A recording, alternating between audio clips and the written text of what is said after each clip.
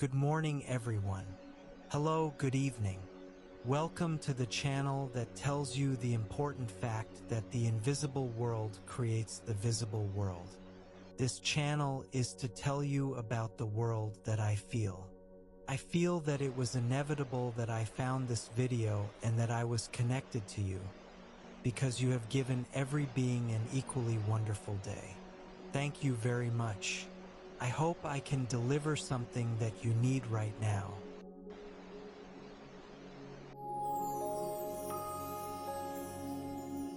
Introduction to the shrine I visited this time. The shrine I visited this time is from the first season of Dandadan. Creepy Nuts expresses the worldview of Dandadan. The Torii Gate that appeared in the wonderful opening video that matches the wonderful lyrics of Odinok. It is Kodai Shrine, which was founded in Soita Town, Tagawa County, Fukuoka Prefecture. How it all came about. It all started when I saw a video on YouTube that introduced the model for the Torii Gate in Dandadan, and I had a vague feeling that it would be nice to visit it someday.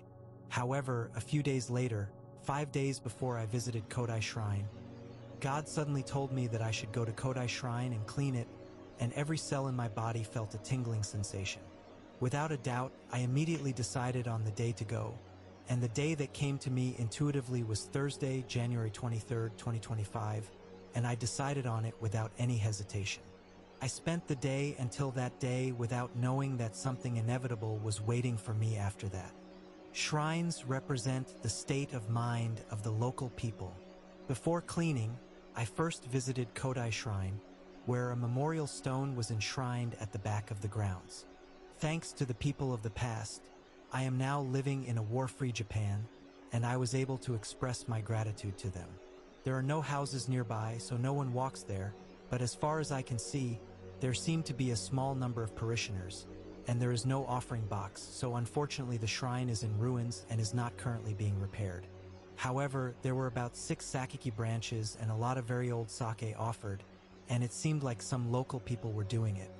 I feel that the state of the shrine embodies the state of the local people's hearts and is expressed in a visible form, no matter which shrine I go to. A gift from God when I start cleaning. When I was about to start cleaning, a divine sparkle was shining through the gaps in the sacred tree, illuminating the Torii Gate. Looking at this wonderful sight, I wondered if it was okay to monopolize such happiness all to myself.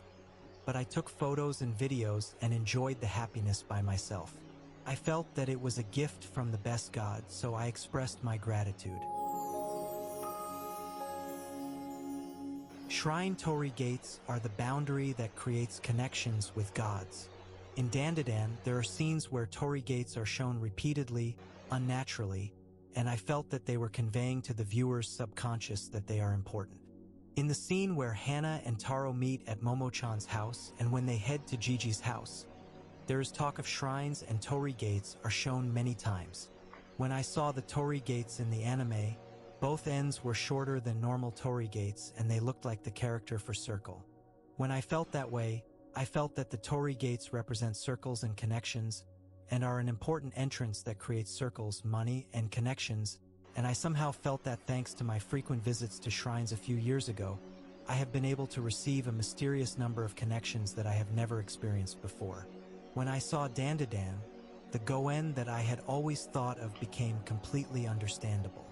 And when passing through a Torii Gate, I feel that walking naturally instead of through the center is a sign of the behavior passed down to Japanese people who are grateful for the bonds that we live together, helping not only ourselves but also others in this world. Money is also the energy of the golden dragon that circulates everyone's happiness, and this is actually connected by invisible bonds. And I feel that the Torii Gate is conveying that the circle is something visible and the bond represents something invisible, and that invisible and visible things create this world. The kanji for circle is made up of and is read as Kido and represents a boundary, and is read as kami and represents gods or superiors. The Torii Gates of shrines are made to resemble circles and embody the boundary with gods in this world as a shape. The Torii Gates of Kodai Shrine are made up of a circle and are half a circle, So isn't it a wonderful shrine where the boundary between gods and humans has disappeared and they have become one? I suddenly felt that way when I saw the Torii Gate. A story about a couple and a Shinto altar after cleaning. When we finished cleaning the Kodai shrine, a couple in their 50s came by. The husband said that he had seen Dandadan. I showed him a photo of the divinely sparkling Torii Gate that had given him so much happiness. He asked me if I could post it on YouTube so that everyone could see it, and this is how it came to fruition. When I asked him if he visited shrines, he said he had only visited 3 shrines and this one, so I told him to go to shrines regularly. Then, he said that he was self-employed and in business, so I asked him if he had a Shinto altar at home. When I asked him, he said he didn't have one, so I told him that if I had one at home, I felt like I was being watched by the gods, and that I was definitely being guided in the right direction, and that it made a huge difference in how I felt. His wife said she needed to earn more, so I told her that if she was in business, having a Shinto altar would definitely bring her good fortune. We were both blessed with a connection in such a faraway place, and after what I told them, they decided to have a Shinto altar at home, which would create a new, small shrine, and I feel that it would have a positive impact on the surrounding houses. The medium's granddaughter, the real Momo-chan, appears. As if to replace the couple, a woman walked in clutching a 2-liter plastic bottle of water. I never expected that a god would give me such a shocking surprise at the very end. The woman who came alone was holding a plastic bottle, so I asked her if she regularly comes here to pray. She told me that she visits several other shrines, so I wondered if she lives nearby. When I asked her how far it would take, she said it would take more than an hour. The reason she came from so far away to pray was because her grandmother was a medium and she had been to many shrines, and she told me that her granddaughter now goes there on a more casual basis. She had only seen the first episode of Dandadan and knew about the Torii Gates. Since her grandmother is a medium and she is her granddaughter, the two of them laughed and said that she was a real Momo-chan. It seems that her grandmother worked as a medium exorcising spirits, but her mother said she had no such ability at all.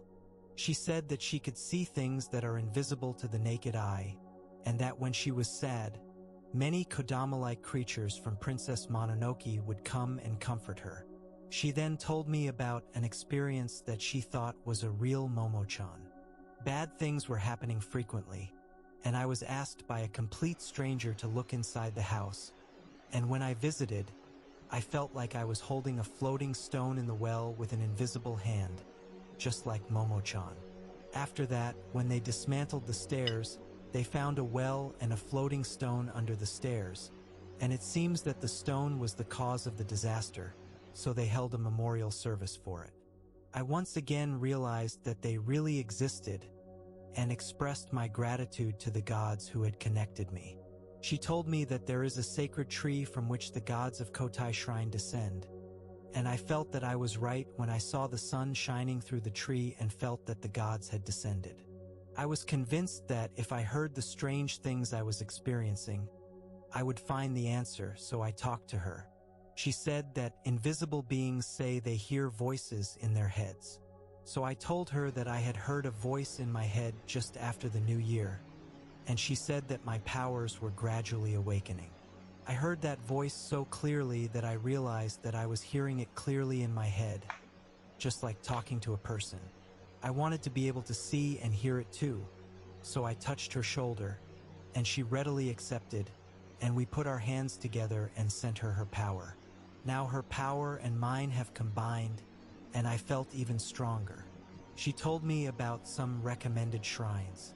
However, all of those shrines were already on my list of shrines I wanted to visit, and when I asked her if I had been receiving her call intuitively, I realized that what I was feeling was not wrong, and that God was communicating to me through her. I really felt it. She saw the gods that were with me. When I asked her to see what was with me, she told me that I was being watched over by many gods, just as I had felt.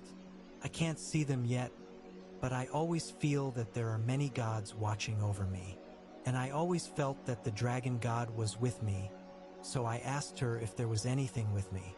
She told me that the black dragon was with me, and that the black dragon and the black dragon in the pond of Haite Jingu were calling me. She also told me that her #1 recommended power spot was the Haite Jingu and the pond with the black and white dragons. I also found out about Haite Jingu about 2 years ago, and I intuitively felt that I definitely wanted to go, so she told me that the black dragon of Haite Jingu was somehow related to me.